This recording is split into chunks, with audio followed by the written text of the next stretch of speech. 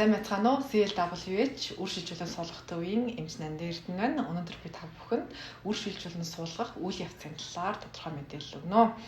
За үр шилжүүлэн суулгахтаа болохоор ерөөхдөө хоёр ангилж үзэж болдог. Нэгдүгээр тухайн өндөв цэдээсэн сартаа үр хөвөрлийг шинээр судгаж болно. Эсвэл тухайн өндөв цэдээсэн сардаа үр хөвөрлүүдийг хөлдөөж хадгалаад дараа нь умаа хөндийг бэлгэж агаад шилжүүлэн суулгалтыг хийж болдог.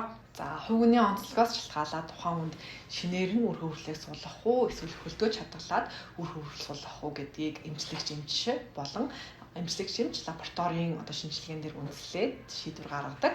За манай эмнэлгийн хувьд үр хөвөрлийн 2-оос 5 дахь өдөртөө дээр шилжүүлэн суулгалтыг хийдэг. Хувийн онцлогоос шалтгаалаад хэдэх өдөр үр шилжүүлэн суулгалтыг хийснээр хамгийн өндөр амжилттай байх вэ гэдгийг мөн үр хөврөл судлаач, эмч, үйлчлэгч хоорондоо харилцан ярилцж шийддэг байгаа. За яг үр шилжүүлэн суулгах үйл явцын хувьд болохоор тухайн хүн маань унтах шаардлагагүй, өөрөөр хэлбэл ажилбарын туршид үйлчлүүлэгч өвчин зовир мэдэрдэггүй гэж ойлгож болно.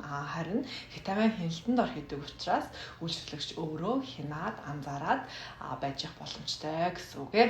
За хитамин хэвлийн хитамин хяналтанд ор хийгддэг. Тийм учраас бид нэр ихэнх тохиолдолд харагдах талбайг илүү боломжтой болгох үүднээс тухайн үйлчлүүлэгчид авсаг дүрэн шээс дээрээ зөвлөдөг байгаа. За хэвлийн эхо умаа савн умаан дээрээ тавигдана. Тэгээ харин эмч умаан хүзүүнд үр шилжүүлэн суулгах зорилтын багажийг байрлуулдаг.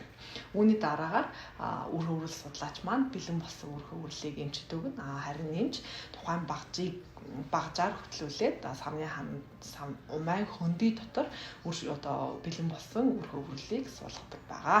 Энэ үйл явц ойролцоогоор 5 минут орчим үргэлжилнэ. Түрүүн хэлсэнчлэн үйлчлүүлэгч маань өөртөө завиргүй байдаг учраас эхо дэлгэцийг хараад үр шилжүүлэн суулгах явц хэрхэн явагдаж байгаа вэ гэдгийг хянах боломжтой байдаг.